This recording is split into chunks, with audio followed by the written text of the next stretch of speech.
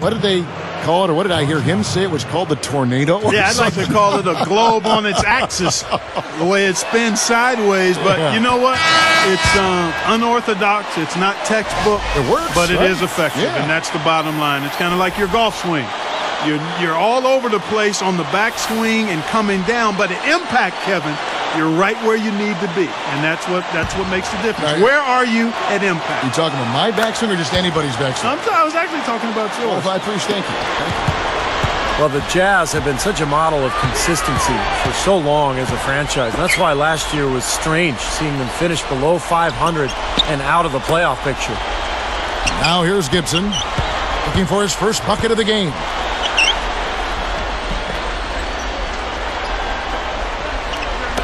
Deflects the pass. Stolen by Miles. Anticipating that pass so well. Beautifully done. No luck. The Bulls leading by 11.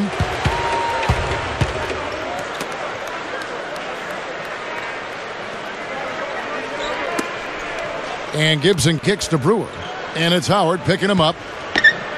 And Noah backs down.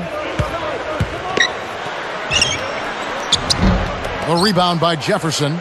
Back to that point Steve was making about the Jazz. The franchise has had success for so many years, such a long time. It'll be interesting to see how they handle, maybe a downswing or maybe a couple down years here as they rebuild. Well, you know what, Kevin? I think it's going to take a little bit for them to get back to where they've once been. The parts and pieces have to be added, and it's hard to imagine the Jazz out of the playoffs for too long, but they've got some work to do in upgrading their personnel.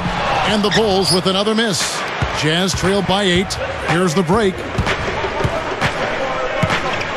Watson dishes to Favors. Gibson on him. Favors passes to Howard. Comes up empty down low.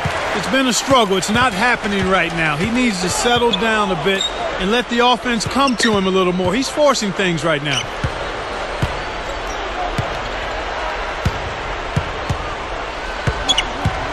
Steps back and shoots.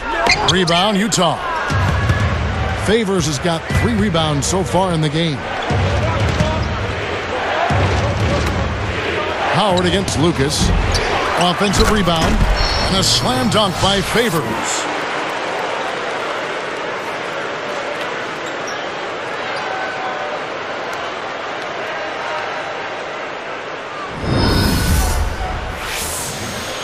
Here is Lucas.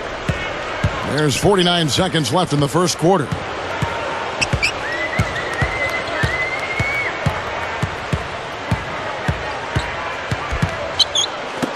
That's a 2 from Korver. Makes the most of the high percentage shot. And the Bulls lead by 8. And Utah has possession. Trailing here by 8. And Miles kicks to Jefferson. Working on Noah. Shoots it up, and again it's Utah. It's a plus to get good looks in the paint, and when you can get them, you got to score them. The Bulls leading by 6. Here is Lucas.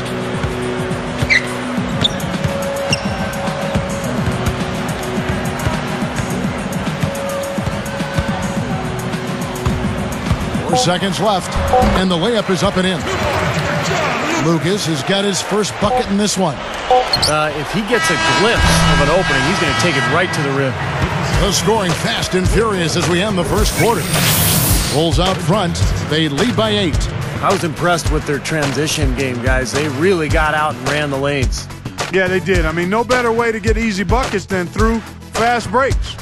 It's more NBA coming your way.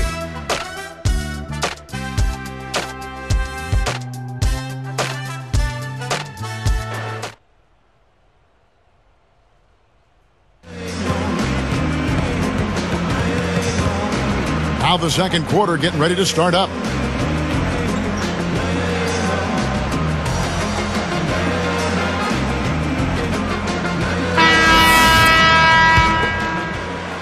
Here is Hayward.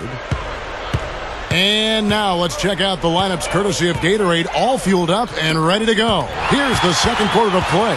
And so in the game for the Jazz, Millsap and Favors down low. Bella's out there with Earl Watson. And it's Hayward in at the 3 slot. Jazz trailed by 8.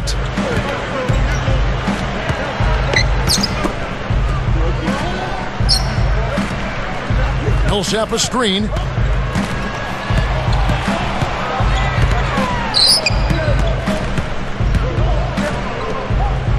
Working on Gibson. Fades back, but he stays with it. Goes up again. The Bulls leading by 8. Let's check out what Doris Burke has for us. Well, guys, there was a time when some in Chicago were concerned they overpaid for Luol Deng, but don't count Coach Tom Thibodeau among them. He said he's a professional and works hard every day. He can score in a number of different ways. He's unselfish. He gives himself up for the team. He's very effective without the ball. He's got a terrific mid-range game. He's better in the post than most people give him credit for, and he's becoming a confident shooter. Sounds like he brings a lot to the table. Yeah, he can do it all. Thanks, Doris. It's Bell on the wing. Jacks up a 3. That's good, and the assist goes to Watson. Bell's got the second quarter going with the first basket of the period for the Jazz.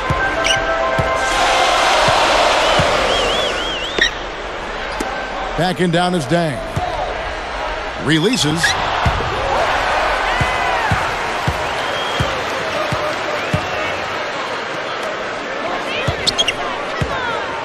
Here's a Sheik. Jazz trailed by 5. He buries it. Bell's got 5 points in the quarter. Here is Watson. He feeds it to Korver. Dishes it to Gibson. He kicks it to a Sheik.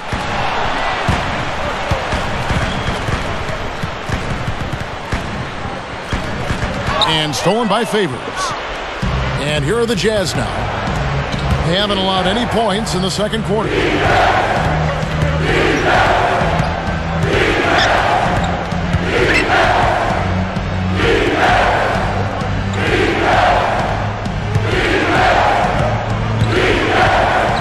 Hayward with the ball. And the pass to Watson. There's the feed to Bell. Outside Millsap.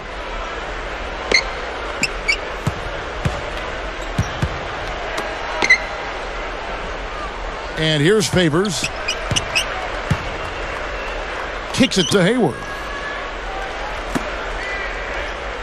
From about 19 feet. And again, it's Utah. Here is Watson. What a year it was for Paul Millsap last season, guys. With Carlos Boozer leaving for Chicago as a free agent, Millsap stepped into that starting power forward role, really delivered for Utah.